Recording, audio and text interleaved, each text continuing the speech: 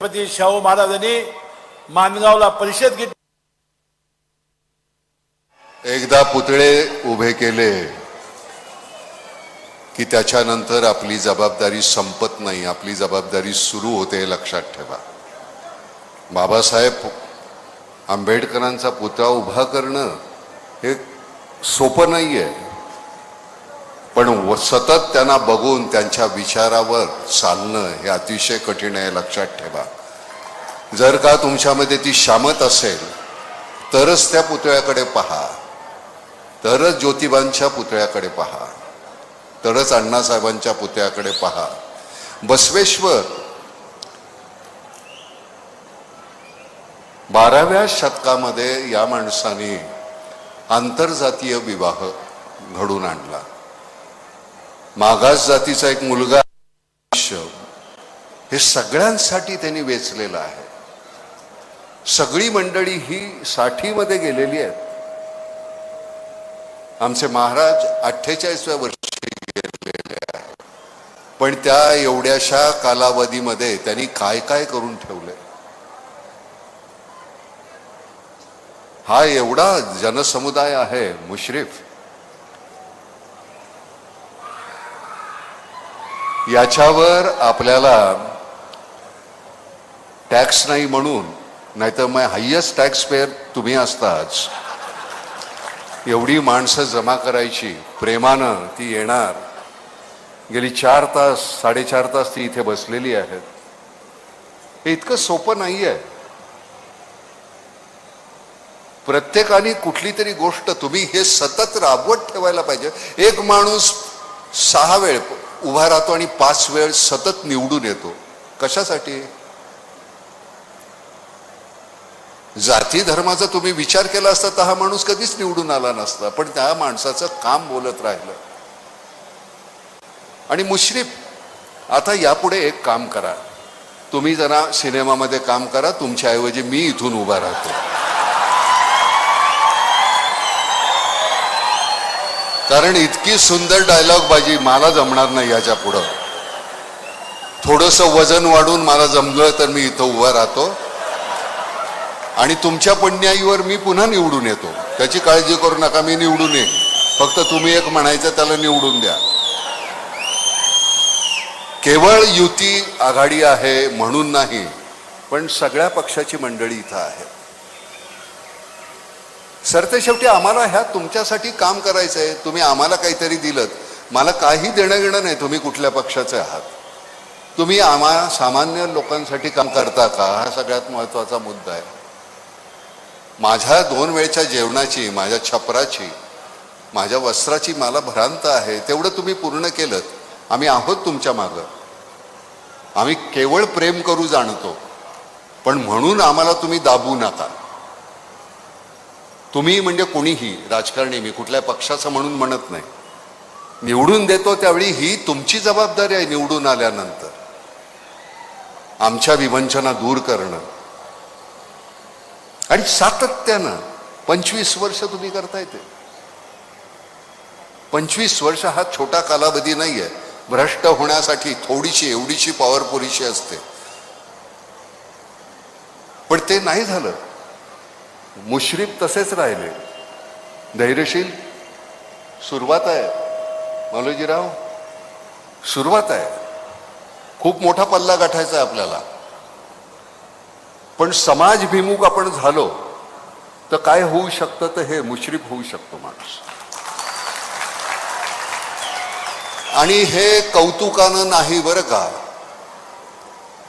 कुठलं चुकीचं वाटलं असतं तर मी मुश्रीफांना म्हटलं असतं. त्याच्यासाठी शिवी द्यावी लागत नाही, त्याच्यासाठी मोठ्याने ओरडावं लागत नाही. मगाशी तुम्ही म्हणालात गांधींचा पुतळा उभा राहायला पाहिजे. गांधींचा पुतळा आपल्या आतमध्ये असायला पाहिजे. सगळे पुतळे आतमध्ये असायला पाहिजे. पुतळे म्हणजे सत्य शेवटी काय, ते विचार आहेत. सतत त्याची तुम्हाला जाणीव होत राहावी म्हणून ते समोर असतात, पण मला ते आतमध्ये असायला पाहिजे ना. नुसते पुतळे उभे करून करणार काय? माझ्या पाया कोणीतरी पडल्यानंतर मी त्यांचा उलटा पाया पडतो, त्याचं कारण माझी लायकी नाही तेवढी. मग माझी जर लायकी असेल तर मग तुमची आहे, म्हणून मी तुमच्या पाया पडणार. बरं तुम्ही एकदा पडता हो, 100 लोकांनी पाया पडल्यानंतर माझं कंबरडं जातं ना. पण मला असं वाटतं की हे करत राहावं. फार लवचिकपणा येतो तुमच्याकडे बघ. या इतक्या मंडळींचं मगाशी मी म्हटलं अरे एवढी माणसं आता जाणार कशी रात्र झाल्यानंतर. तर नाही, त्यांच्या जेवणा खाण्याची व्यवस्था झालेली आहे म्हण. कमाल आहे हसनराव. एक तर हा माणूस सतत हसत असतो. हसन हे नाव त्यांचं खरंच मला इतकं योग्य वाटतं. वर चेहरा इतका गोजीरवाणा आहे. मला खरं किती छान मल्हार बघ, इतका गोजीरवाणा चेहरा आहे. तुम्हाला पूर्वी मर्फी रेडिओ माहितीये का, त्याची जाहिरात होती. तिथे ते मूल होतं, ते असं बोट ठेवलेलं. मुश्रीफानी मॉडेलिंग केलेलं आहे त्याला. खरं सांगतो, हे त्यांनी मला आत्ता मगाशी सांगितलं हळूच कानामध्ये. मगाशी बोलत होतो तर तेच सांगितलं त्यांनी. मर्फीचं मॉडेलिंग यांनी केलेलं आहे बरं. हो, तर मस्करी नाही. विनोद अलाईदा, आपण फार नशिबवान आहोत की आपला नशिबी असा माणूस इथे आलाय कागलमध्ये.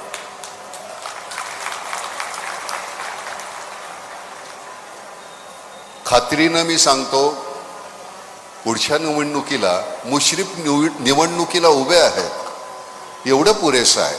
त्याचा प्रचार करण्याची कधीच आयुष्यात गरज वाटणार नाही.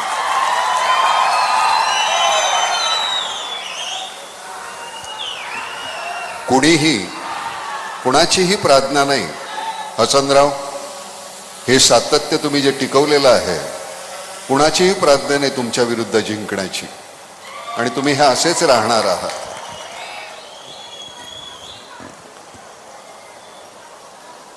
आता एक मच्छर आदमी को हिजडा बना देता, यांच्यासारखं मला नाही बोलता येणार.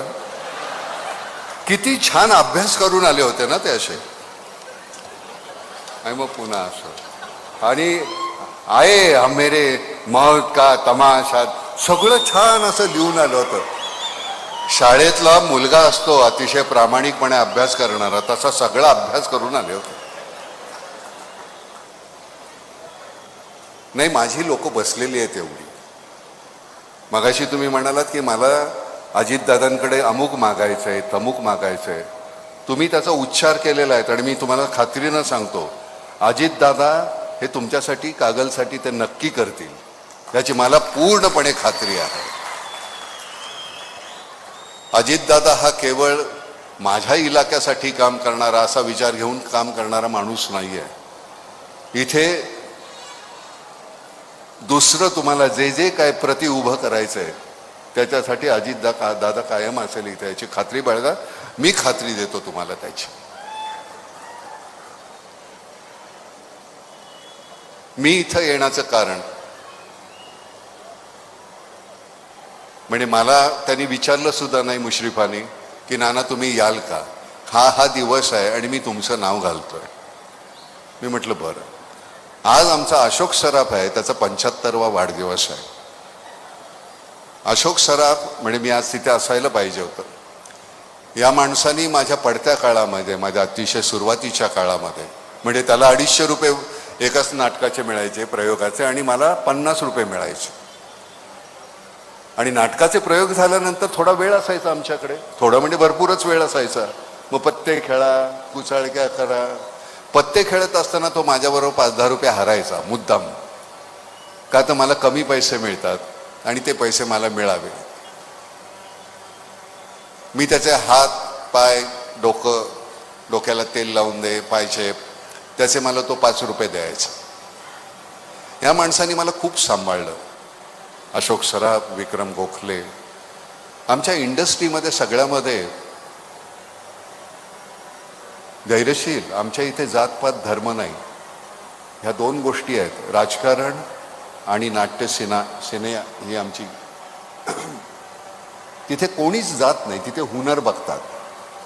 तसं राजकारणामध्ये सुद्धा फक्त तुमचा हुनर काय, तुम्ही आमच्यासाठी काय. बरं, तुम्हाला काय आम्ही गुळ खोबरं दिलेलं नाही ना राजकारणात. या तुम्ही स्वतःहून आलेले आहात. त्यामुळे आता ती तुमची जबाबदारी आहे की सगळं काम, तुमचं सगळं आयुष्य हे आमच्यासाठी समर्पित करायचं. आणि ते तुम्ही केलेलं आहे. मुश्रीफ साहेब, मी तुमचा अतिशय आभारी आहे. एरवी मी तुमचा उल्लेख एकेरी करतो आपण दोघं एकत्र असताना, पण इथे मला साहेब बोलल्याशिवाय मला राहवत नाही. त्याचं कारण हा साहेब हा शब्द तुमच्या कामाला आहे. एरवी माझे मित्रच आहात तुम्ही आणि ते तसेच राहाल. इतका समुदाय पाहिल्यानंतर तुम्हाला खरं सांगू का, मला भाषण करण्यापेक्षा मला नाटक करता आलं असतं ना इथे तुमच्या समोर, त्यात जास्त मला आनंद झाला असता. म्हणजे इथं आखाड्यात यायचं आणि कुस्ती खेळायची नाही तसं झालेलं आहे. खरं सांगतो, काय मजा, इतका मोठा 60, 70, 80 हजाराचा ऑडियन्स समोर आहे आणि इथे नाटक करतोय आणि पिन ड्रॉप सायलेन्स. माझी खात्री आहे की तसं नाटक आम्ही जर करत असतो ते एक शब्द आला नसता समोर. इतकं अप्रतिम पद्धतीनं नाटक करणारी मंडळी होती आमच्याबरोबर. चंद्रकांत गोखले होते, रीमा लागू होती, उषा नाडकर्णी होती. इतकं छान. कागलमध्ये एक मोठं असं थिएटर आहे की नाही मला माहिती नाही, पण जर नसेल तर तेवढं बांधून द्या की मग नाटक करायला येतो. आणि खरं सांगतो त्याच्यासारखा आनंद नाहीये. इथे आल्यानंतर आम्ही राजे असतो असे छानपैकी मस्त, कोणाची काही आम्हाला काही देणं घेणं नसतं. नंतर वस्त्र उतरल्यानंतर आमच्याकडे कदाचित काहीतरी विवंचना असेल, पण ती विवंचना नंतर त्या 21 तासाची 3 तास आम्ही राजे असतो इथे. आणि त्या राजा असण्यातला आनंद कमालीचा आहे. तुम्ही 5 वर्षासाठी नाही, तुम्ही राजे कधीच नव्हता. तुम्ही ह्या प्रजेचे सेवक म्हणून काम करता, त्यामुळे तुम्ही मोठे राहता.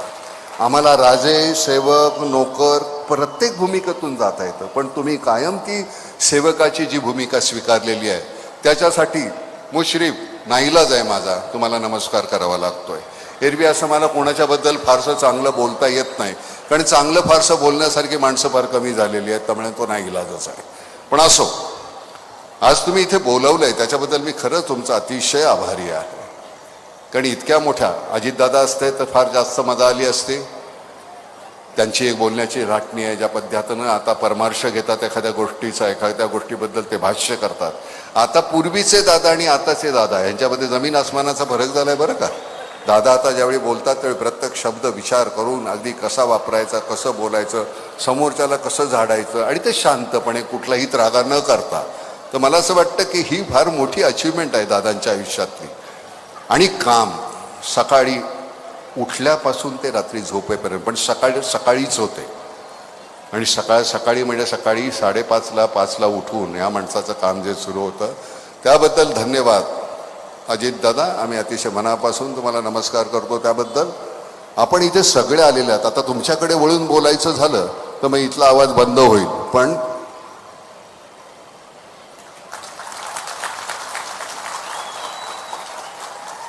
तुम्ही सगळे मान्यवर आहात. तुम्ही सगळ्यांनी तुमचं आयुष्य ह्यानं समर्पित केलेलं आहे. बदल्यात कधीतरी यश, कधीतरी अपयश.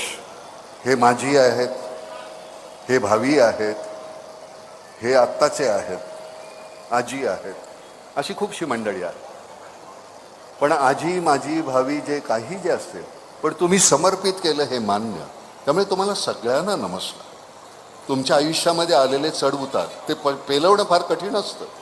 काल ज्यावेळी मी एखाद्या कुठल्या तरी सिंहासनावर बसलेला असतो किंवा या लोकांच्या ह्याच्यामध्ये, त्यावेळची गोष्ट वेगळी. आणि आता मी जर समजा माझी असेल, पुन्हा तुम्ही आजी होणार आहात याच्यावर खात्री बाळगा. सरते शेवटी ते तुमच्या कामावर अवलंबून आहे. पुन्हा एकदा पुतळ्याचं रक्षण नाही, पुतळ्यांच्या विचारांचं रक्षण करणं ही तुमची जबाबदारी आहे. तेवढं केलं तर तुमचे आभारी आहोत. अतिशय फार मनानं या गोष्टी तुम्हाला शब्दात सांगता येत नाही, ते पुतळे तुम्हाला सांगणार आहेत. तेवढं जपा. पुन्हा एकदा सांगतो, आता हे काही डायलॉग बोलण्याची जागा नाही आहे. माझे सगळे डायलॉग झालेले आहे. नाही, गंमत कशी आहे माहिती आहे का, माझ्या नरड्यातून कधी डायलॉग येतच नाही. जोपर्यंत तुम्ही तिकीट काढलं नाही, तो खळ पैशाचा आवाज नाही आला ना, तोपर्यंत नरड्यातून डायलॉगच येत नाही. काय करायचं तुला खरं सांगतो. नाही, मला सांगतो ना, एक मच्छर आदमी को हिजड़ा बना देता है. त्याचा अर्थ फार गहन आहे बरं का. हे नुसतं एक मच्छर हिजड़ा बना देत आहे तसं नाही. साला एक मच्छर आदमी को हिजड़ा बना देता है। सुबह घर से निकलो, भीड़ का हिस्सा बनो, रात को घर जाओ, दारू पियो, बच्चे पैदा करो, सुबह तलक फिर एक बार मर जाओ, क्योंकि अंदर का इंसान मर चुका है, जीने के लिए घिनौने समझौते कर चुका है। क्या करे साला एक मच्छर आदमी को हिजड़ा बना देता है। तर असे काही यत्किंचित विचार असतील, ते विचार जर तुम्हाला हिजडा बनवणार असतील तर तसं बनवून घ्यायचं नाही। खूप पद्धतीनं असे विचार तुमच्या कानामध्ये टाकतील लोक, त्या विचारांची पायमल्ली व्हायला पाहिजे। चुकीचे विचार ऐकू नका। सरते शेवटी तुम्हाला मला एकमेकांबरोबरच राहायचं आहे, हा विचार विसरू नका। आपल्याला जात नाही, आपल्याला धर्म नाही, आपण फक्त शेजार आहे आपल्याला, आणि आपण एकमेकांचे आहोत, हे विसरू नका। मी तुमचा हा एक विनंती आहे, बोला। नट सम्राट मधला स्वगत नानाजी कृपया नट सम्राट मधलं स्वगत नाही। काय होतं गोंधळ नाही, मी तुम्हाला गंमत सांगतो। काय होतं, जोपर्यंत तुम्ही मागचं विसरत नाही तोपर्यंत पुढचं पाठ करू शकत नाही। मी ज्यावेळी सिनेमा करतो, एकदा तो रिलीज झाला की त्याच्यानंतर मी तो विसरून जातो, मग मी दुसरा सिनेमा करतो। आणि तुम्हाला खरं सांगतो, मला जर आठवलं असतं मी खरं होतं, कोणी घर देतं का घर, तुफानाला कोणी घर देतं का, हे मला आता खरंच नाही आठवत। To be or not to be, that is the question. जगावं की मरावं हा एकच सवाल आहे। या दुनियेच्या उकिरड्यावर खरकट्या पत्रावळीचा हिस्सा होऊन जगावं, बेशरम लाचार आनंदानं, की फेकून द्यावं या देहाचं लखतर त्यात गुरफटल्या जाडेवेनं। आता हे तिथं गेल्यानंतर बोलत असताना तुम्हाला खरं सांगतो, कॅमेरा सुरू असतो त्यावेळी मी नाना नसतो, मला तो परकाया प्रवेश करावा लागतो। आता मी इथून तुमच्याशी बोलत असताना मी नाना आहे हे मी विसरू शकत नाही, त्यामुळे तो परकाया प्रवेश करता येत नाही। या मंडळींना तो करता येतो। हसनराव जरा इथं आलात तर बरं होईल, जरा इकडे या।